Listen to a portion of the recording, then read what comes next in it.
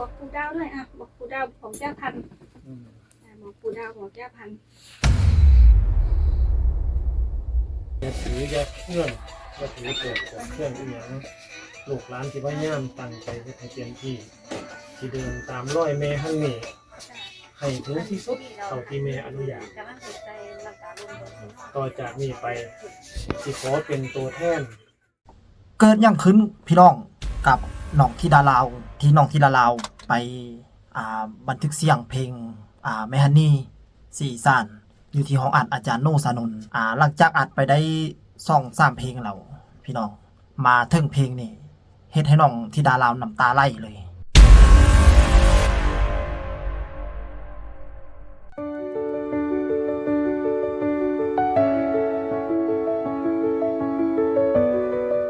สบายดี FC แฟนคลับเบิร์ดทุกคนเนาะรายการพอซ่อนมาแล้ว มาแล้วก็คนขิงลูกมื้อนี้พี่น้องจนได้ใช้ซอยที่น้องที่ดาลาวเอาให้หั่นล่ะพี่น้องบ่าวแล้วก็คนขิงลูกอันนี้เป็นความเชื่อส่วนบุคคลเด้อพี่น้องเด้อโปรดใส่วิจารณญาณในการรับชมเนาะเกิดอย่างขึ้นกับน้องที่ดาลาวพี่น้องหลังจากไปเข้าห้องอัดหลังจากอัดมาได้ 2-3 เพลงแล้วมาเทิงเพลงนี้เป็นเพลงโปรดของแม่ฮันนี่เลยล่ะพี่น้องเป็นเพลงแจงเกิลของแม่ฮันนี่เลยหลังจากนั้นเฮ็ดให้น้องธิดาลาวน้ำตาไหลแบบบ่ฮู้สึกโตเลยน้องกำลังบันทึกเสียงอยู่ดีๆอยู่ซื่อๆก็ซึ้งขึ้นมาเนาะเป็นอาการแบบซึ้งแล้วก็อยู่ซื่อๆแล้วก็น้ำตาไหลออกมาเนาะจนแม่พึ่งแล้วก็พ่อปู่ได้เข้าไปปลอบใจแล้วก็ล่าสุดแม่นจนได้เฮ็ดคันสุมาพุ่นล่ะพี่น้องคันสุมามายกขมาลาโทษสิ่งใดที่เบา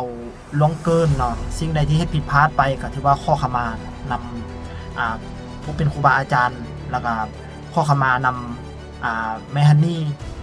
คือสิแม่นเพิ่นก็สิรับรู้แล้วล่ะเนาะพี่น้องเนาะว่ามาแล้วก็พอสอนผู้คิดมื้อนี้จนได้ใส่ซอยที่น้องที่ดาลาวมอบให้พอสอนนี่ล่ะพอสอนเองก็เป็นคนที่เชื่อเรื่องนี้คือกันพี่น้อง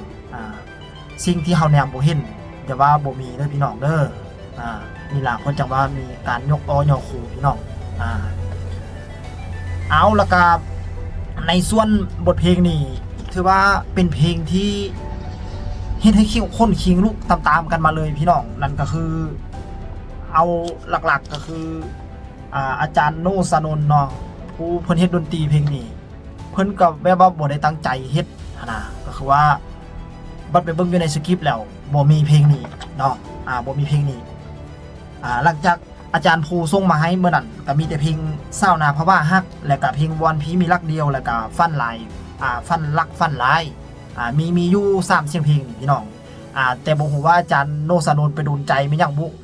เฮ็ดดนตรีพิษมาเป็นเพลงนี่เพลงน้ำตาล้นบนที่นอนซึ่งเป็นเพลงฮิตของแม่ฮันนี่เลยนะพี่น้องเพลงนี้นะเป็นเพลงแจ้งเกิดของแม่ฮันนี่เลยเนาะในเรื่องเล่าต่างๆเพลงนี้ถ้าบ่ได้เทิงจริงบ่ได้ส่วนทางด้านอาจารย์ภูศิวิไลเพิ่นเองก็บอกว่าเพลงนี้นะเป็นเพลงที่เพลงดังของแม่ฮันนี่แต่ว่าเอาเฮ็ดบ่ถือเพลงว่าซั่นเอ้าแม่นเดี๋ยวมันยังเถียงอยู่เด้ บ่ถือกิ่งไหนผมเบิ่งในไลน์อยู่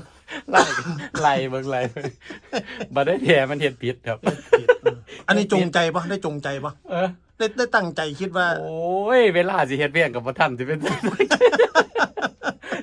ก็เลยโดยเพิ่มเพลงขึ้นมาอีกเพลงนึงครับจักสิเป็นแนวแล้วจักบ่ได้ศึกษาอาจารย์โน่ยืนยันครับว่าไม่มีเจตนาที่จะนาลาเลยเหรอครับอ้าวตายแล้วเฮ็ดเพลงฟรีไปแล้วกระจายเฉือนมาหน่อยนึงว่าก็เอาคือเก่าล่ะครับเอาอาจารย์โน่เสือบ่จังได๋ครับพ่ออาจารย์โน่ส่งไปให้ปุ๊บเนาะผมขนลุกเลยดิขนลุกกันเลยดิอ้าวอีหยังแล้วบาดนี้ขนลุกปุ๊บเลยป่ะเถอะเอ้าเฮาบ่มีเพลงนี้อยู่ในลิสต์ตารางที่เฮาสั่งอาจารย์โน่เฮ็ดบังเอิญบัดนี้เนาะหลังจากนั้นมือที่น้องธิดาลาวแล้วก็พ่อภูศิวิไลเขาไปกราบพ่อดาวบันดอนในมื้อนั้นพ่อดาวบันดอนก็ย้ำหนักย้ำหน้าว่าให้เอาเพลงนี้ไปห้องเด้อนะก็บ่ฮู้ว่าเป็นหยังเป็นสิ่งที่โดนจิตโดนใจให้ต้องเป็นเพลงนี้เนาะก็คือเพลงน้ำตาล้นบนที่นอน ว่ามาแล้วก็คนขี้ลุกพี่น้องขออนุญาตทันมาแล้ว กูดาวนี่ละ ลูกหลานท่านนี้ให้น้องได้อัดเองเด้อ เรื่องขอความ ยื่นขอ ตา ก่อน มให้น้องอัดให้ได้ที่ดาราอัดเด้อลูกเด้ออันนี้เอ้ยให้มาตื่นมาสานต่อผลงานลูกให้ร้องได้เด้อให้ร้องแล้วก็ห้องให้ร้องได้ดีๆเด้อลูกหลานเด้อท่านนี้เอ้ยไปซอยน้องเด้อซอยน้องสาว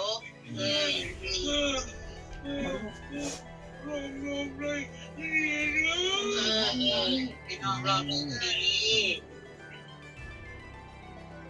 นี่เลยจะร้องบ่ได้เลยบ่ลูก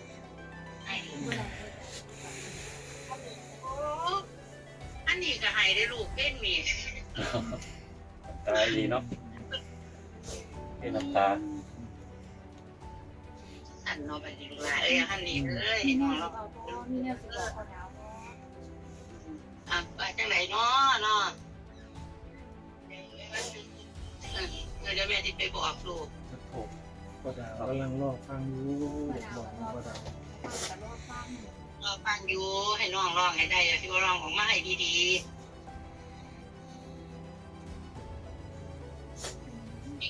ให้คือกันได้อันนี้ร้องมากลูกหลานอันนี้ร้อง ลองได้แล้วกันลองได้แล้ว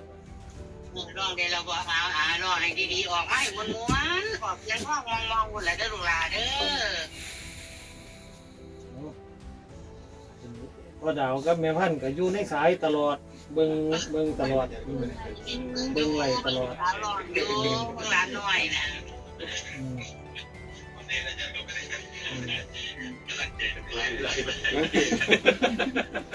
เอาเด้อบัดนี้เด้อเอารับคันดอกไม้แล้วบัดนี้เอาสาธุเด้อบัดนี้ เพลงนี่ปกติเป็นบ่ได้เอามาให้ ได้แล้วบัดนี้ได้แล้วจิ้มลายมาอย่างชัดเจน แม่รับรู้แล้ว รับรู้แล้วเอา ผมเฮ็ดผิด เอามาดี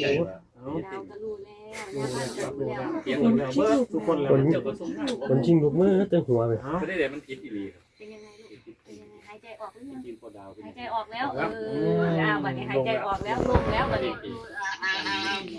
ามาดีเอาให้ว่างมาดี ไม่เป็นไรแล้วหายใจออกลงแล้วใส่ก่อได้ แต่ว่าไม่น่าใส่ได้ละมันน่าใส่ตัวได้ครับเอาขึ้นมาสิ เราที่ดาวเราตั้งใจได้แล้วเป็นยังไง ดีขึ้นบ้าง ดีขึ้นไหมถามทางการเลย ดีขึ้นแล้วบัดนี้ใจเอาลองม้วนๆนะลูกหลานเด้อเดี๋ยวแม่จะบอกกันท่านนี่ พี่แม่ทั้งคุณปักถูกด้วยแม่เด้อปักถูกไหมเนี่ย จ้าแล้วแม่จะบอกเพื่อนลูกจ้าแล้วแม่จะไปบอกลูกแม่จะไปเล่าเพื่อนให้ ค่ะเนี่ยขอบคุณค่ะพี่นะ คนกับบ่ทันหูว่า เพราะว่าไม่มีเอาคนตั้งใจกันลูกเนาะ เจ้าของเพลง คือไปบอกพี่ชายบอกเลยบอกพี่ชาย ค่ะผู้ยันดนตรีก็เฮ็ดมากกันงง เอาคือเรามาหลอกเดี๋ยวมันได้ขออนุญาตกันอยู่นะในส่วนที่ ยกขันบอกแล้ว พอเข้าไปศาลเพื่อนน่ะเขาก็ไม่ได้เว้าอีหยังเนาะลูกเขาไม่ แม่ ได้บอก เพลงนี้เฮาบ่ได้บอก บอกหาพี่เองเนาะ บอกหาเพลงดิบ่ได้ว่าบ่ได้พูดถึงเพลงนี้ ไม่ได้บอกถึงเพลงนี้หายใจออกหรือยังหายใจออกแล้วแม่มาให้กำลังใจเฉยๆ ไม่ให้ ให้ ใจ กำลังใจเพิ่นแม่ดีใจเพิ่นดีใจหลาร้องสิร้องเพลงสิทายทอดสื่อสาร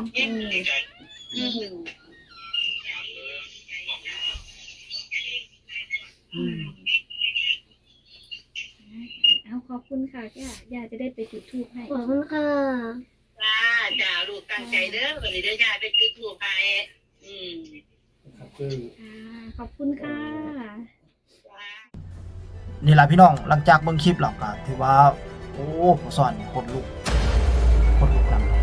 ำขณะเห็นคลิปซื่อๆได้อยู่ในเหตุการณ์จริงสอนสตันเลยนั่นแหละ